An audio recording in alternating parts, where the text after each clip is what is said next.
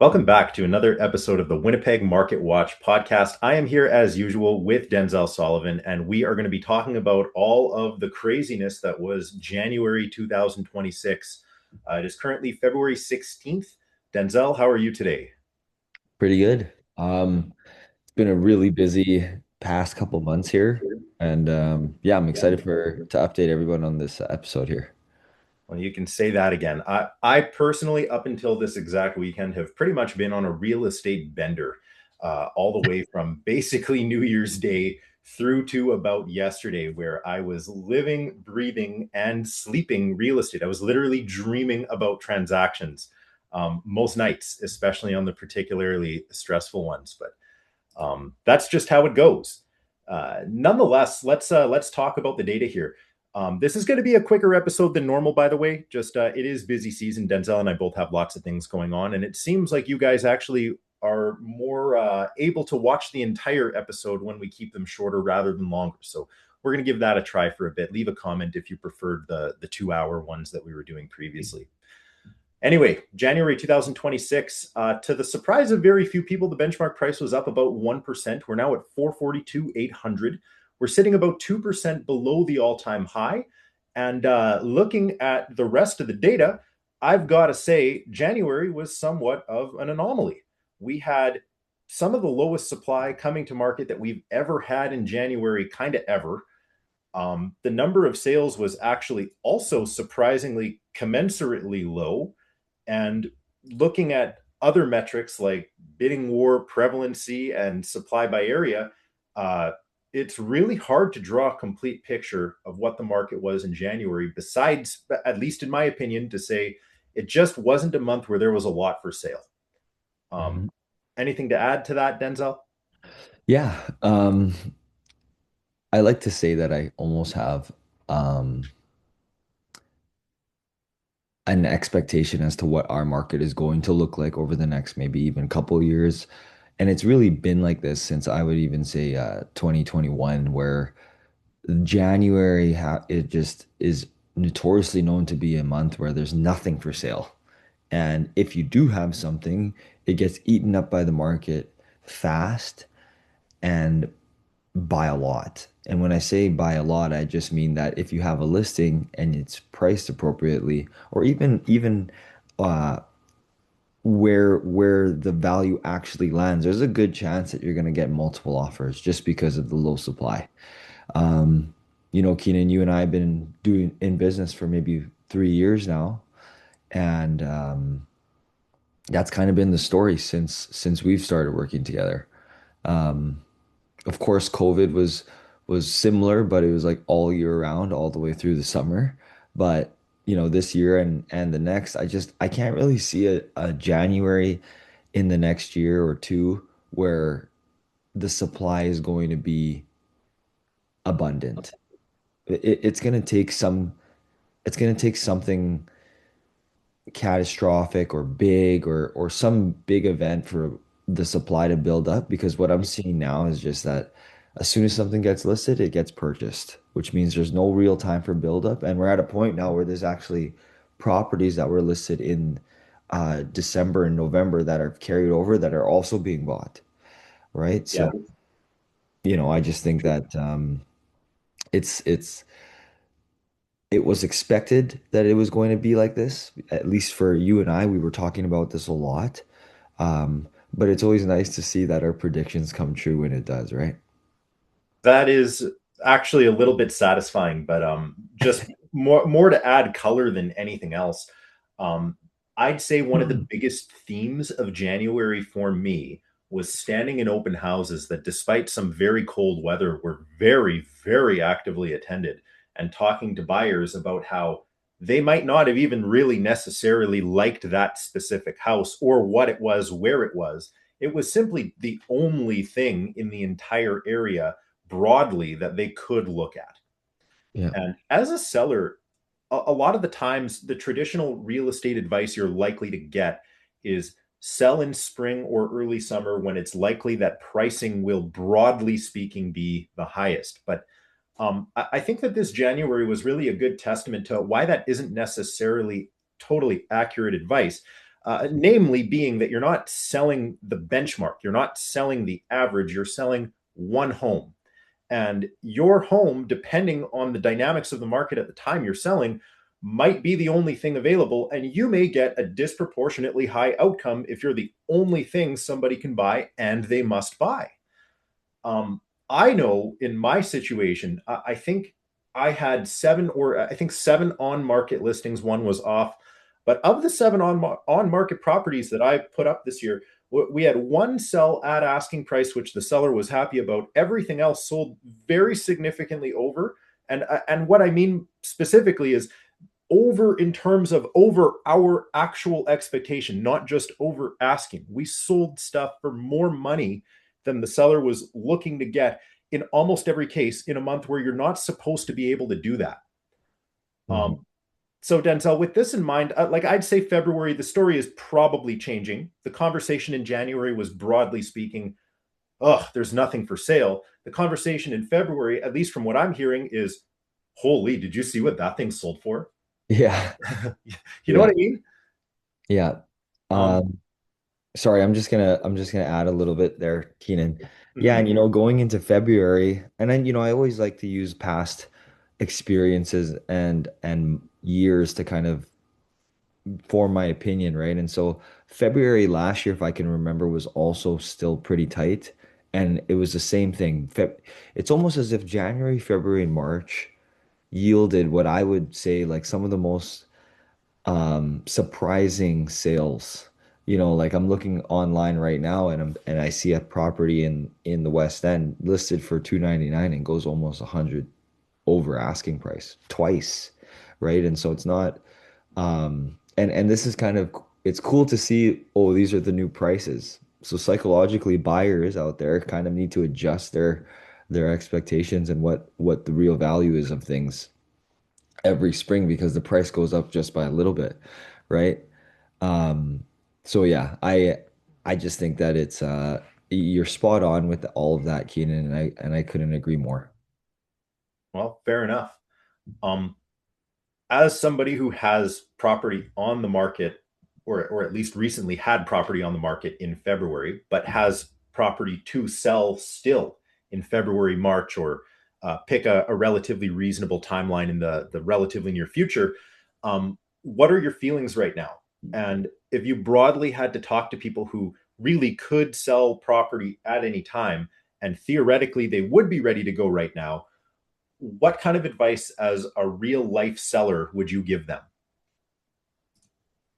Well, it always comes out, it's always situation based, you know. I found myself in positions where, we really need to nail the price because the market's slow uh or the market's really tight like it is, and that strategy changes what we decide to list our properties at, right? I would say, if you're a homeowner and you're looking to move something or like sell your personal home, I think it makes a lot of sense to just kind of look at it and go, what can I live with? What am I competing with at the time that you list?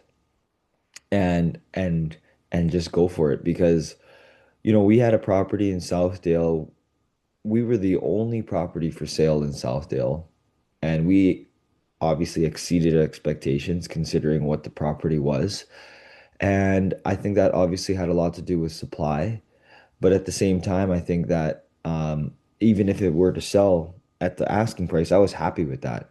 So, yeah, I think for most sellers out there, it really just comes down to your situation and what you're looking for.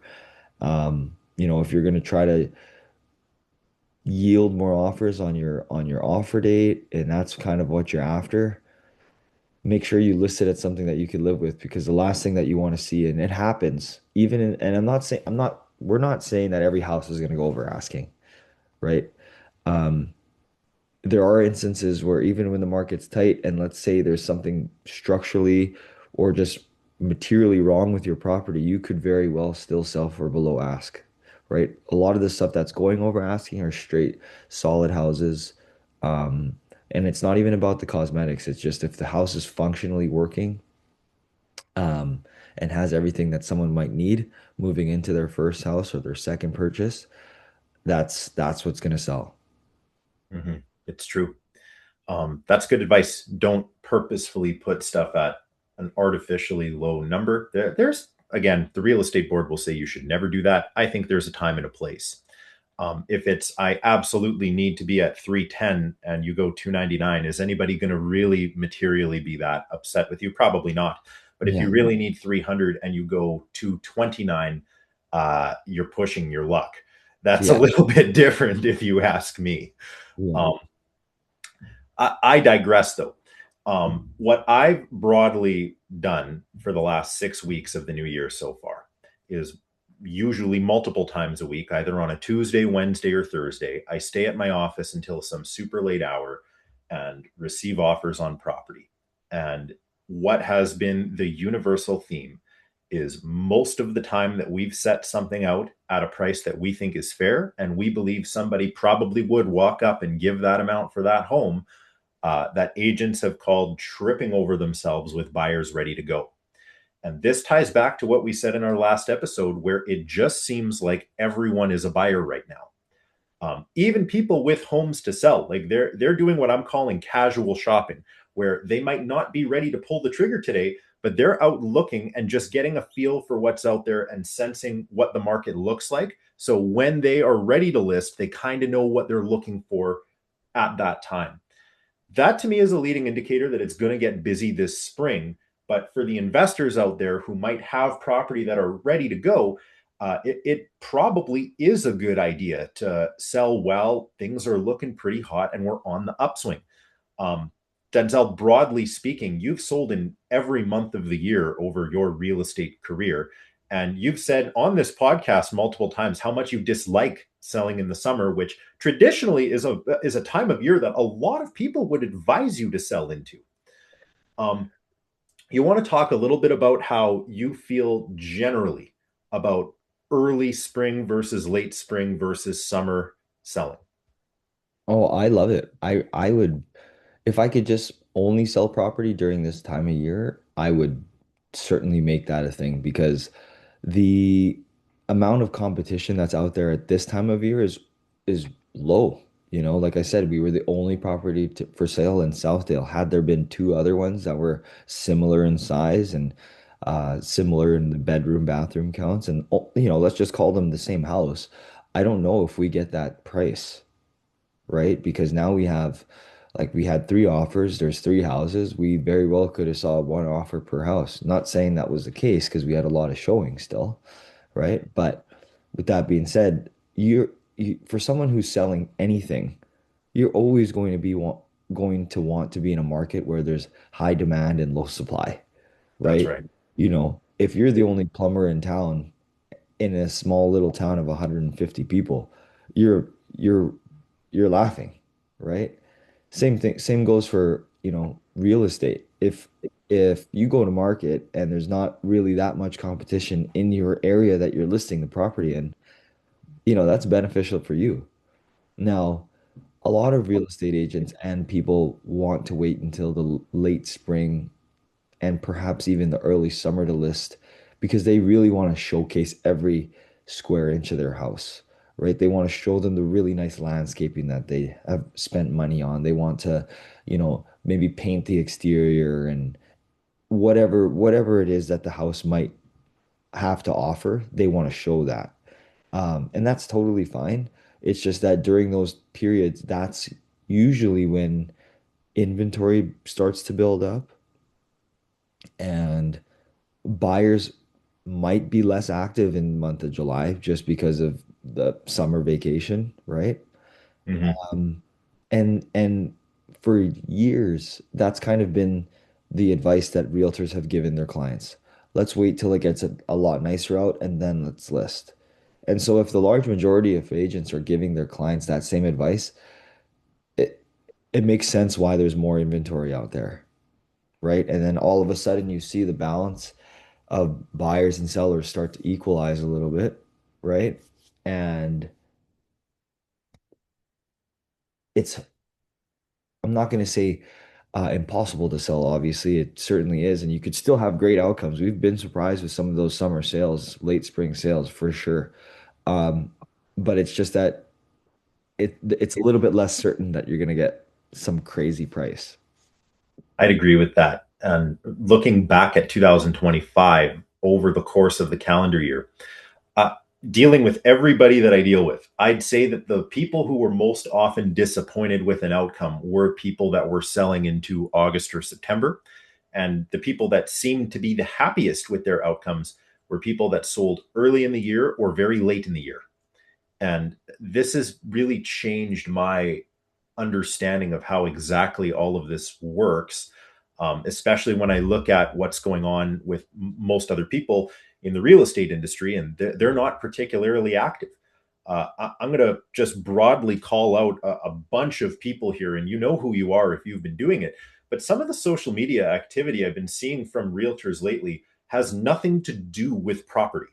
It's largely about, hey, friendly reminder I'm in business kind of posting, because presumably they don't have a lot going on. And I don't know if that's an effect of very simply their clients aren't ready yet, or if it's an effect of maybe they're telling their clients to not be ready right now. I'm not sure. I genuinely don't know.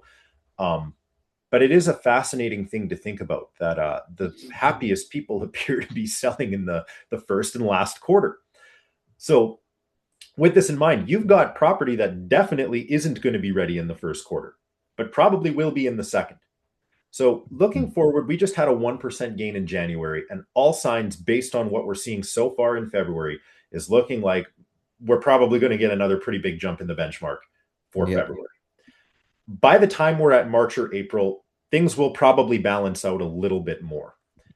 Thinking specifically about some of the properties that you have coming to market in maybe April or May, let's just call it.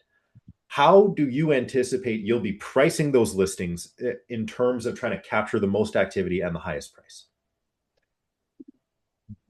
Yeah, so again, I think what I'm going to do is I'm going to take a really close look at what is available at the time of selling and then strategically price the property where we know that it's going to get some traffic. Like we're probably going to want to list some of the places that we have pretty much at where the market value is, or maybe a little bit less than that. Again, we just need to make sure that there's eyes on the house, because some people make that mistake too. They start too high because they have like they're overly ambitious is what we call it, and they end up failing miserably when they don't get any offers on their offer date, because those buyers that would have been likely to pay what they were hoping for needed to be um encouraged to buy the property at a lower price or whatever the case may be, to actually just like see it, right?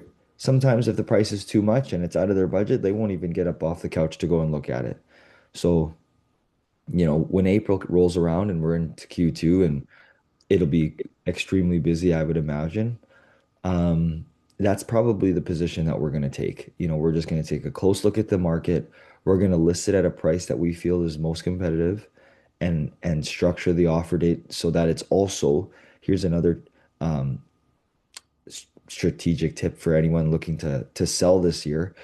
When you're thinking about not only the price, you also need to think about your timing too, right? If you can get ahead of some of the other offer dates that are around yours, you might want to have your offers either earlier or maybe even the day after other properties if there is competition.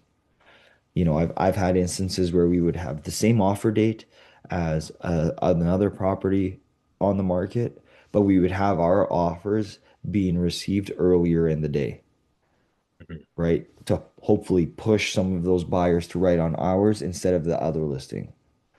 And then all of a sudden we get this chaos at 11 a.m., and so that's probably what our Q2 is going to look like. And we're certainly going to try to avoid as much as possible um, listing this summer. Yeah, I Unless kind of unless we have a anticipate good that. price, right? Unless we know Well, that it's like a very desirable price, because this summer is just a completely different beast. Um, so I do think that there will be a good reason to put some stuff up in the summertime. I just don't know exactly if you're going to be dogpiling into June, July, August, September. But yeah. I'd imagine there will be things to move. Um, Ultimately, I think that that's a good plan, and I endorse it. I think it will work out really well, and the stage has already been very nicely set for a busy 2026. We're probably going to clear the all-time high, possibly even when this month's data comes out in give or take 12 days. February is such a short month; it's absurd, but we're going to see soon, and that'll be very telling. Um, One of the things I wanted to talk to you about today too is the nature of how investors are behaving right now. What I've seen from talking to investors, representing investors on both sides of transactions, is there's still a very significant hunger for deals out there, Yeah. possibly the most significant we've seen in several years. And yeah, Sorry, I you just reminded me of something that just happened to me oh, okay, yesterday. all right, And this is a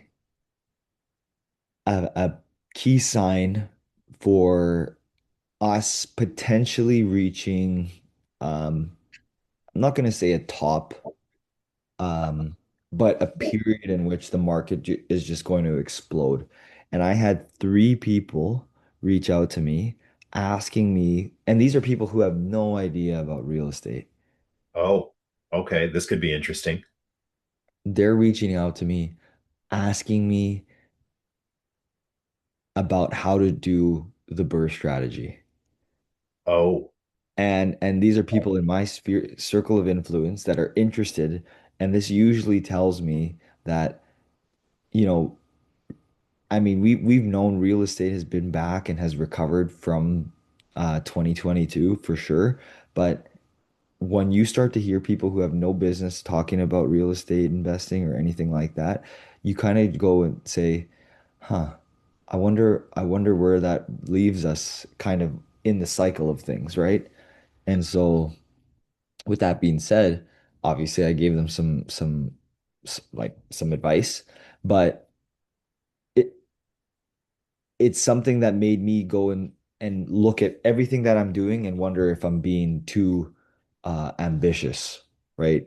Am I buying too much right now, or what's actually happening in the market, and where are things actually headed right now with all of the information that we have, which is something that I didn't do before, right? And so, you know, obviously that's kind of why this podcast exists, right? Because so that we can stay on top of what was going on in the market at each and every month. So I just wanted to say that, and I think that's actually a really important piece of information, just because as soon as I start to hear that, I don't know if Keenan, if you have recently had some conversation with some newbies yet, but that kind of just made me wonder, like, wow, are we back to this again? well, first things first. I regularly have new investors reach out to me through all markets, through all times of year, and one of the things that I've broadly said is I am happy to chat.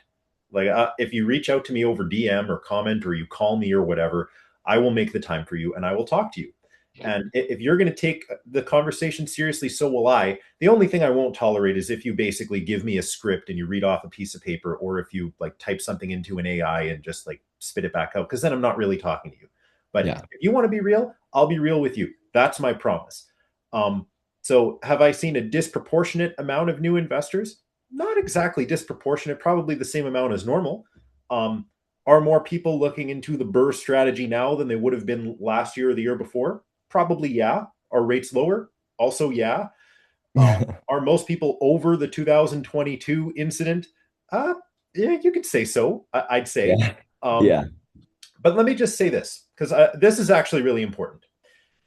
The biggest losses I've seen in 8 or so years of working as a realtor have not been from flips. They have been from rental property, and specifically bird rental properties gone wrong. For those of you who think that by holding the property long term that you are de-risking yourself, you are hopelessly incorrect. And if your coach is telling you that this is the case, they are leading you astray, very dangerously so. The nice thing about flipping property is as long as you do preliminary due diligence on the purchase side, your losses are broadly capped by whatever you sell for because the intention from the beginning was to get out. Keep this in mind. If you are going to be a burr guy and the market turns dramatically and you are over leveraged and you did juice your appraisal and you met the appraiser on site and fed them comps that you wanted them to use, and then you did the 80-20 or whatever high ratio you're able to get out of them, I can't really help you. I can't do magic to get you out of that contract. The market needs to help you. And who knows how long it will be. And if Denzel is right that, this influx of people coming to the burr strategy are going to be an indicator that we're approaching critical mass, or that the investor movement is becoming a factor in the long-term hold section of the market again, I'd say be cautious. If you're flipping property, I'd actually say that's lower risk. You could still lose money, don't get me wrong, but at least you have a real path to exit and you planned that from the moment you bought it. Does Yeah, that make sense? absolutely. So, with that in mind, Just we're honestly, guys, like and I'm sorry, Keenan, to oh, interrupt, go but like just hire Keenan. ahead. Well, hey, I'm happy to help you. And for you burr investors out there, I can help you burr property too. I know how to do it. I know what needs to happen. And if you want to build a portfolio with the burr method, it can be done correctly, but it must be done carefully. Does that make Yes. sense? You Yeah. need to be, especially if you're a young guy and you got a bunch of cash and you're wanting to deploy that money into the real estate market. It needs to be done responsibly, and there is so much to learn. And if I could give anyone a piece of advice when it comes to, starting out for starting out, um, is just don't be in a rush, you know.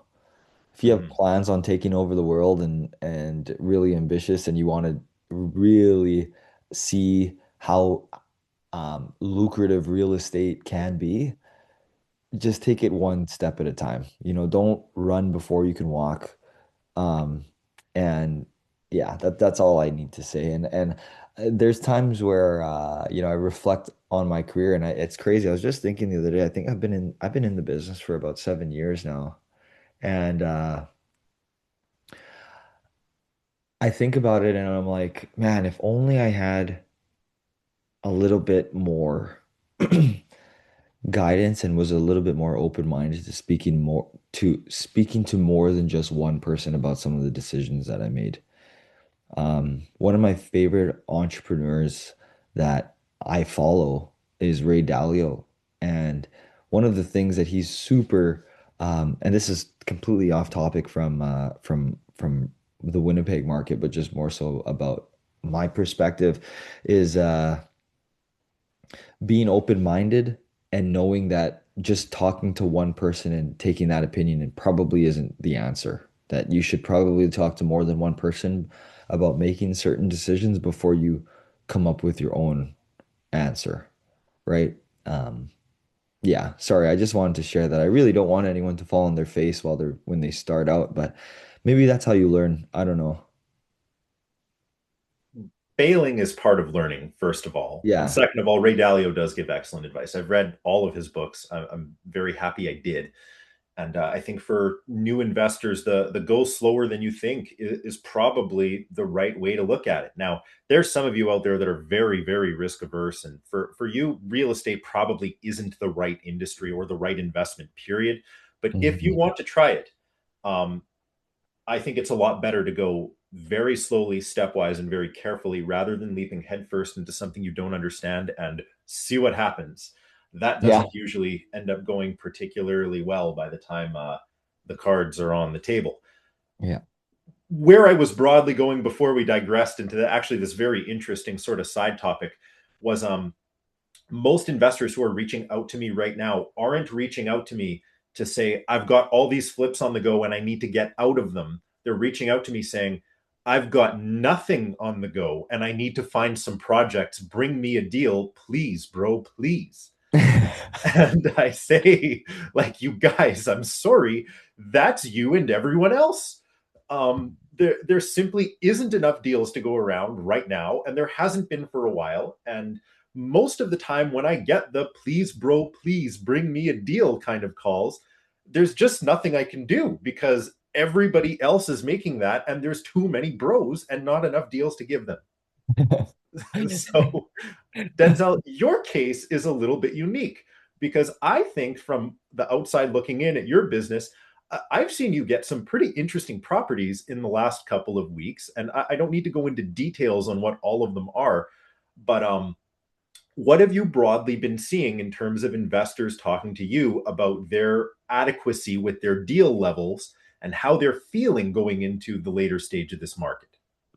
Yeah, so the supply is tight, certainly for most of the people that I connect with regularly. They either are having trouble finding something that makes sense, or the deals that are in their pipeline right now and the leads that they are working with, they just can't seem to close them for one reason or another. So yeah, and it's kind of and this is why a lot of those properties that are coming to market that are fixer uppers get so much attention, Yeah. because there's not only the seasoned investors, looking for an opportunity, there's also the investors that are new, also trying to break into the market, right? And everyone has different arrangements and advantages that are unique to themselves, which allow them to pay different prices for things. What could work for me might not work for someone else because of one reason or another. And what won't work for me could also work for someone else, which could be maybe their financing looks a little bit different, right? There's no holding cost because it's all cash, or maybe it's private money, and then now this deal doesn't work because they're paying the extra cost to hold. Or maybe they do all the work themselves and they'll do one deal a year and they don't mind overpaying because the their timeline's different, right? And so yeah, like I am, you know, talking to other people. Some people are still kind of stuck in production mode, like some of the other people that flip houses here in Winnipeg that I've spoken with. They have a ton of property that they're trying to bring to the market for the spring. So all of their effort is focused on just the property that they have in their inventory. And some are just like, in a situation like myself where we're listing a lot of stuff and it's kind of like a domino effect where it's like one after the other and things are just going fast. So, yeah, I think that I'm not surprised that people are looking for stuff right now, and I hope that inventory for them kind of improves, which I'm expecting over the next couple months. But I would say this, buying in Q2, you need to be really careful with what you buy, because let's say you close on something in like May and it's not an easy project and it's like a 12-weeker, you could be finished in like middle of July, which is just, you can't be using the same ARV during that time, right? You gotta, well, I think we all know that during those periods, being a little bit more grounded in your valuations can be very helpful. Yeah. Um, that being said, one of the themes I found over the years is deals come and go, and they're there when you least expect them sometimes. And when you need them the most, they might not be there. Hmm. So, for most of you listening, unless you have some deal source that I'm just not aware of, you might just have to take what you get when Yeah. they come. And so it's not so much about how do you time that, it's about when the deals arrive, how do you make the most out of that deal? And I like to think that's where I and the people I work with broadly come in. I think we're pretty good at figuring out how to make the most out of any given opportunity that comes your way, regardless of when it comes your way. Yeah. And Denzel is very good at that as well, where he can get a very quick understanding of what's the best exit for this given opportunity, no matter what it happens to be. Even if it's a teardown in like the dumpiest, most 8 mile looking part of the North End, there's probably a way to get out of that property at some point at a profit. Probably not if it's actually that, but you get the point. Yeah, absolutely. So I'm just gonna bring us to sort of the wrap up part of this episode here. We're almost at our self imposed time limit here. You had the only property in Southdale that was listed so far in 2026, Denzel, and looking actually at the market right now, I've got Matrix up on my screen. There actually, believe it or not, still has not been another listing in Southdale at all this year of any type whatsoever. Precisely only your property.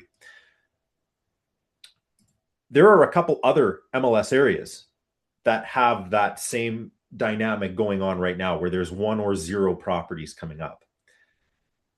When you look into early season activity and you see that a neighborhood hasn't yet transacted or doesn't have much going on at the present moment, does that make you want to actively be a buyer in that area, or does it not really matter? Because I do think we got lucky with our Southdale endeavor here being the only one on the market. It was coincidence, but what do you think this means going forward for such an area? Well, for obviously, if there's a saying that a friend of mine used to always say with regards to buying and selling, and it's usually if areas that are hard to buy in are typically easy to sell, Yeah. right? Areas that are easy to sell in are hard to buy in, right? And so Southdale is one of those areas, and it has been, for as long as I've been in real estate. It's Mhm. never really been an area where there's like more than 10 listings available at any time of the year. And if there has been a time, it's not for long, right? That's right. Yeah. Um, and so, we're actively looking for properties. We're open to any area, even in the North End for the right price, we'll go there. But our pipeline pretty much has property coming in at all over the city at any given time. So it's hard to say uh, if we're targeting that specific area or areas like that all the time with our marketing. But when they do come, we take that into consideration that we're in a place with a really high absorption rate, and we're more than willing to maybe not overpay for things, but be a little bit more aggressive in the buy, knowing that this is a property that can liquidate easily with very low effort, let's call it. True enough. And the good news is with a lot of the stuff that is coming up that I know you have, the absorption numbers are actually looking pretty positive. So Yeah. I I'm optimistic for the rest of this spring. And yeah, this was a very interesting conversation. I'm glad that you shared a lot of the side thoughts and notes as well on some of the investor matters there. I found that very worthwhile, and I hope you guys listening did too. For sure. Anyway, we will see you guys next month. As always, send us a DM or leave a comment if you'd like to talk to either Denzel or I about anything we talked about in this episode, or even anything we didn't. But until next time, we will see you guys later.